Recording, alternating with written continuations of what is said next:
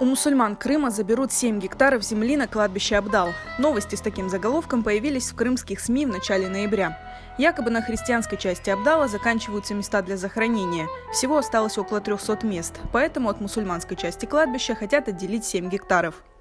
На кладбище Абдал там захоронения мусульманские, 12 гектаров, используются 4 сейчас.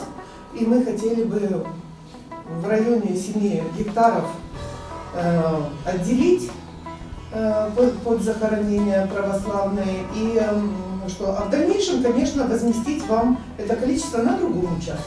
Эта новость взволновала мусульман Крыма, ведь в свое время им приходилось добиваться выделения земли под кладбищем. В Духовном управлении мусульман Крыма сообщили, что новость о передаче части земли мусульманского кладбища преждевременны. По их словам, администрация города вместе с епархией обратились в муфтият с просьбой выделить участок под захоронение, но окончательное решение пока не принято. Тем не менее, мусульман уже предупредили не копать новые могилы на спорной территории. О том, что место на Абдале заканчивается, власти говорили давно. Сейчас идет работа по организации новой территории под захоронение. Ориентировочная площадь порядка 100 гектаров. Это район Абдала, живописного. Часть находится на территории Трудовского сельского поселения, Молодежнинского сельского поселения.